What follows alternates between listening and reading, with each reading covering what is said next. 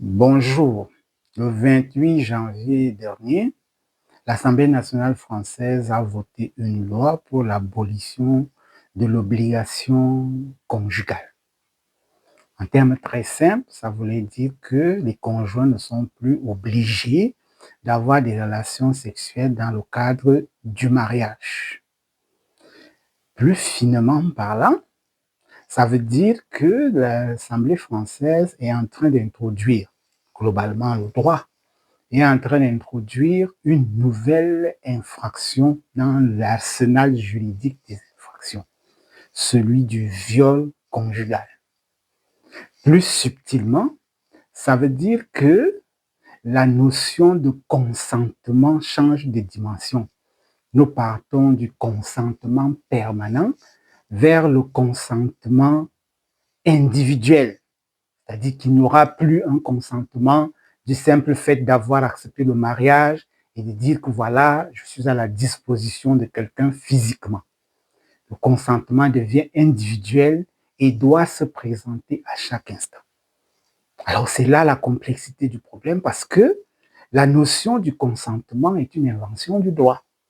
La notion du consentement entre en ligne de compte dans les années 1789, dans le siècle de Lumière, et modifie complètement les relations humaines. Techniquement, ça veut dire que le droit lui-même introduit dans les relations humaines un problème et fait de ce problème une réalité et se met à influencer les relations sociales et invente des notions à partir de ce qu'il a inventé lui-même. C'est une notion de sociologie du droit qui dit que le droit fabrique les catégories. Alors, ça veut dire que les conséquences, quand nous les regardons, il y aura de nouveaux délinquants ou des criminels, il y aura de nouvelles procédures judiciaires, il y aura de nouveaux dossiers. Les conséquences sociales de la fabrication d'une nouvelle infraction sont tellement importantes qu'on se demande quelle était l'utilité de créer une nouvelle infraction sur la base d'une invention préalable qui est celle du consentement. J'ai été d'autant plus inquiété que je me suis rendu compte que le cas de l'obligation conjugale n'est pas isolé. Parce qu'en feuilletant ou en regardant Internet, je me rends compte que le professeur Oona, félicité Oona Freux, était en train de présenter son livre sur le droit international face à la traite des humains en Afrique. Et quand elle présente ce livre, elle dit que le droit a pour vocation de lutter contre des phénomènes. J'ai interrogé ma mémoire pour essayer de trouver quel est le phénomène que le droit a réussi à combattre. Quel est le phénomène qui a été absous, anéanti, qui a disparu du fait que le droit s'en soit saisi. Je n'ai pas trouvé de phénomène. Au contraire, j'ai touché du doigt la réalité selon laquelle le droit lui-même est un phénomène. Le droit lui-même, à la limite, crée des problèmes sociaux.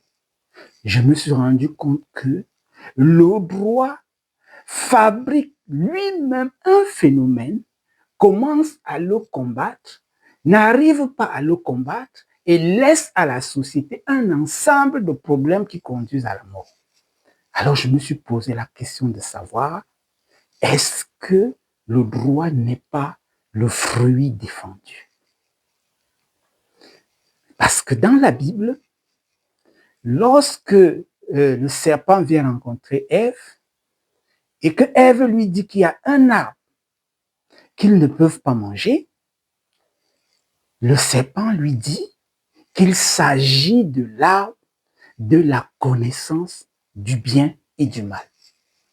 Est-ce à dire que la compétence que Dieu a retirée à l'homme était la compétence de dire qu'est-ce qui est bien et qu'est-ce qui est mal? C'est clair dans la Genèse, chapitre 2, versets 16 à 17. que c'est l'arbre de la connaissance du bien et du mal.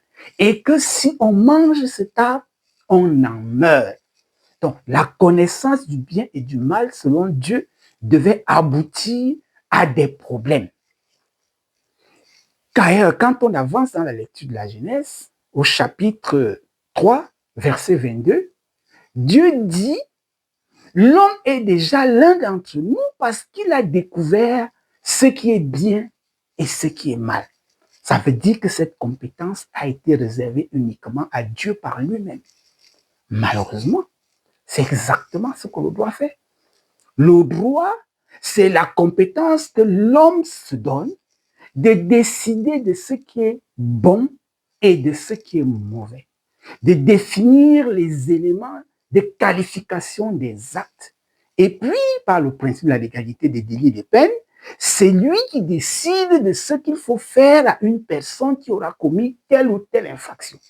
Ça veut dire que quand nous parlons de droit, nous sommes en plein dans la compétence que Dieu a refusée à l'homme. Et quand on continue, on se rend compte que l'un des commandements les plus répétés dans la Bible, c'est de ne point juger. Dieu s'est réservé l'exclusivité du jugement. Il est d'ailleurs écrit qu'il y a un législateur unique, c'est Dieu. Or, que fait le droit? Le droit juge, le droit punit, le droit viole, le droit impose tout à l'homme. Question de dire que le droit est la manifestation concrète de la compétence que Dieu a refusée à l'homme. Ça veut dire que le droit est la transgression originelle érigée en système. Le droit serait donc, à mon avis, le fruit défendu que Dieu avait interdit à l'homme sous peine de la mort. Donc, logiquement, est-ce qu'il est possible d'être juriste et prétendre être chrétien? Ça, c'est la vraie question à laquelle je vous demande de réfléchir. Merci pour votre attention.